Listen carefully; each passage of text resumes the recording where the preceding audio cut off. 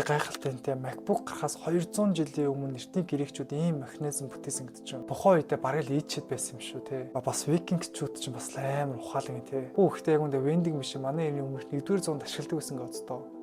Амар. Гэтэ сэрүүлэг гэдэг чинь манай эртний өмнөх 427 дугаар зууны үед грект зохиогдчихсан гэдэг чинь. Ер нь дандаа дэвшилттэй технологиудыг дандаа грекчүүд гаргадаг те. Гэтэ бидний ашигладаг байсан технологиуд аль үжээ Монголд ашигладаг байсан гэдэг чинь юу гэсэн ч үгүй те. Манай монголчууд бол үнэхээр эвгүүлтэй. За, hi guys. Дараагийн эмчилгээндээ дотоо морил. За, энэ удаагийн дугаар дээр хэдүүлээ юу үзэх вэ гэхээр орчин үеийн технологиг ер нь бид нар л өөрсдөө бүтээсэн гэж боддоо шүү дээ. Гэхдээ бидний өвөг дээд технологийн хувьд биднээс төрүүлж алхаж ирсэн юм байна. За, тэгээд бүр автоматар онголддог хаалгал гэн газар хөдлөлтөөс мэдэрдэг төхөөрөмжлөг гэн бүр 200 жилийн настай компьютер байвал яах вэ? Эдгээр нь үлгэр биш яг бодиттой орж ирсэн бүр баримт нотлохоотойгоо байд юм байна. Тэгээ та бүхэн сонирхолтой байх болов гэдэг үгнээс цаг үеэс төрүүлж байсан гэртийн технологиудыг хамтаа яг өнөөдөр мэдэж авах болно. За тэгээд бичлэг эхлэсэн мөн та лайк дараагүй, саба дарж дэмжиж битэн мартаарай. Бид утгагүй 200 мянган subscribe хүрэх гэж байгаа шүү guys. Тэгээд намайг өдөө хүртэл лайк дарж, саба дарж дэмжиж үзэж ирсэн та бүхэндээ маш их баярлалаа. Өнөөдөр бичлэгэндээ орцгоё. За тэгэхээр ихний баримт өглөө болгон бидний хамгийн хүзэн яздаг нэг зүйл байдаг тийм үү? Тэр бол сэрүүлэг. Гэтэ яг үндэ сэрүүлэг хизээ зохиогдсон гэж манай эртний өмнөх 427 онд бол зохиожсэн юм байна. Платон болохоор шавнартай цагтны хичээлээ заахын тулд нэгэн төхөөрөмж бол тухайд ашиглаж ирсэн юм байна. Тэрхүү төхөөрөмж нь болохоор усан цаг гэдэг нэртэй. Тэр цаг тогтоосон цагт дуугарч плантныг бол сэрээдэг байсан. Яг л бидний гар усны iPhone-ыг яг сэрүүлэх шиг. Тэгээд хэдэн зуун жилийн дараа өөр нэгэн грек зохион бүтээгч болох Ктесибус гэдэг нэртэй хүн үүнийг илүү боловсронгуй болгосон юм байна. Түүний цаг тогтоосон цагт жижигхэн чулуунуудыг гол руу унгаж дуугаргадаг байсан. Тэгээд хамгийн гайхалтай нь юу гэхээр орчин үеийн механик сэрүүлэгтэй цаг нь үүнээс хойш 1800 жилийн дараа дөнгөж зохиогдсон юм байна. Гэхдээ сэрүүлэг гэдэг чинь манай эртний өмнөх 427 дугаар зууны үед грект зохиогдчихсан гэдэг чинь. Ер нь дандаа дэвшилттэй технологиудыг дандаа грекчүүд гаргадаг те. Тэгэхээр дараагуудаа сэрүүлэг дуурах юм бол хэдүүлээ хинт талархахаа ол мэдх юм шүү дээ. За тэгэхээр хоёр дахь баримт газар хөдлөлт бол мэдээж аимшигтай тийм үү. Өнөөдөр бид түүнийг болохоор хэдэн мянган милийн зайнаас бол өөрчлөөс таамаглаж чадна шүү дээ тийм үү. Гэхдээ энэ технологи шинэ зүйл бол биш юм байна. Манай эртний 132 онд болохоор Хятадын Жан Хэн хэмээх эрдэмтэн дэлхийн хамгийн анхны газар хөдлөлт мэдрэгчийг бол бүтээсэн юм байна. Тэр төхөөрөмж нь болохоор ямар харагддаг вэ гэхээр хагас метр голчтой том хүрэл лог хэлбэртэй, эргэн тойронд нь болохоор 8 луугийн толгойтой, доор нь болохоор 8 ам ангаас мэлхий байд юм байна. Газар хөдлөх үед болохоор дотор нь байрлах мэдрэмтгий дүүжин хөдөлж нэг луугийн амнаас болохоор хүрэл бөмбөг бол ундаг юм байна. Тэгээд тэрхүү бөмбөг нь болохоор доорх мэлхийн аманд унснаар газар хөдлөлт яг аль зүгээс ирж байгааг нь бол мэдэх боломжтой юм байна. Гэхдээ хэдэн зуун милийн цаанаас газар хөдлөлтийг мэдэрдэг байсан гэхээр тухайн үедээ бараг л ийчэд байсан юм шүү те. За тэгэхээр дараагийн баримт бид нар ингээд хүнлөө зурвас бичих, мессеж бичдэг штэ гар утсаараа. Гэхдээ энэхүү гар утсаар бичдэг энэхүү зурвас нь аль 20 мянган жилийн өмнө Монголд хэрэглэдэг байсан бол яах вэ? Хадны хаман дээр улаан зоосоор зураг зурж бол үлдээдэг байсан юм байна. Энэ зүгээр нэг зурвас биш, хожмын бидэртэй холбогдохын тулд Монголын хамгийн анхны үнэт зурвасаар бол тооцогдсон юм байна. Тэгэд болоогүй монголчууд тухайн үед болохоор шонхор шувуугаар бие биендээ ингээд зурвас дамжуулдаг байсан юм байна. Энэ нь болохоор дундаж зурвас хүргэхээс хамаагүй л хурдтай байсан юм байна. Тэгэд болоогүй дээрх үед амьдардаг байсан монголчууд хүртэл интернеттэй байсан гоцдоо. Тухайн үед дэлхийн хамгийн хурдтай сүлжээ нь болохоор Монголын морин өртөө бол байсан. Элч нар нь болохоор өдөрт 200-аас 500 км замыг туулж мэдээ хүргэдэг байсан. Тэгээ манайхаар хэлэх юм бол 5G сүлжээтэй. Гэхдээ бидний ашигладаг байсан технологиуд аль үжээ Монголд ашигладаг байсан гэдэг чинь юу гэсэн ч үгүй те.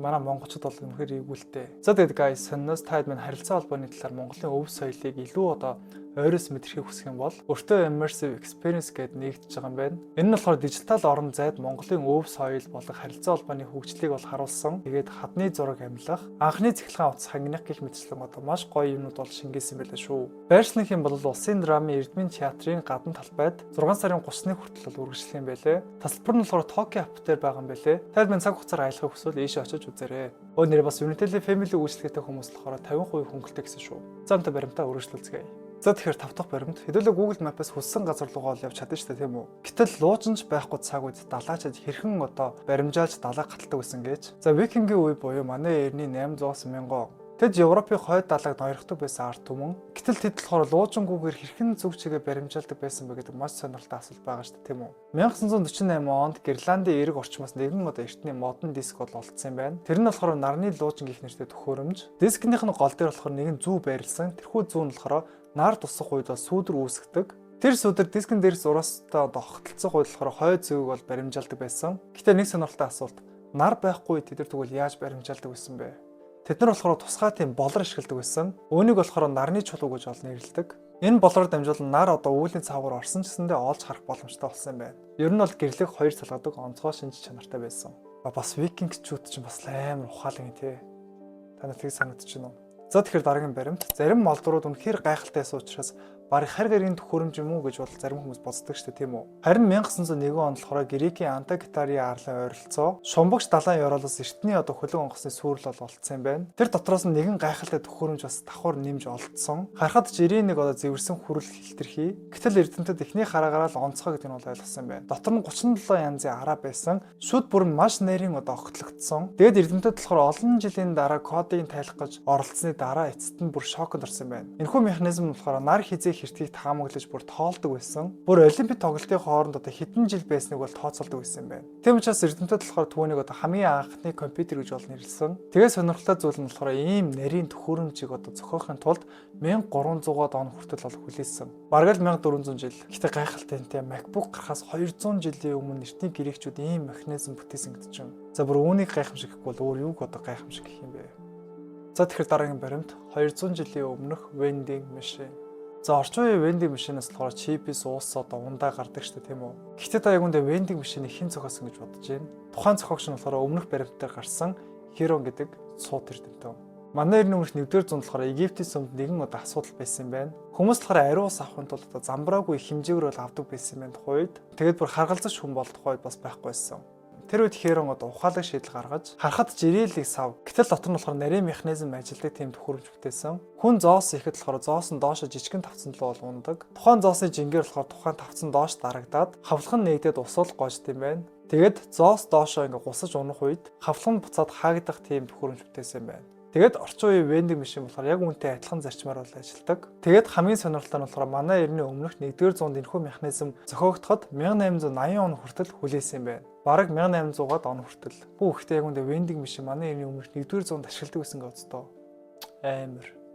За тэгээд энд хүрээ дугаар маань өндөрлөж байна. Та бүхэн таалагдсан бол лайк дараа сабодаж дэмжиж битээ мартаарай.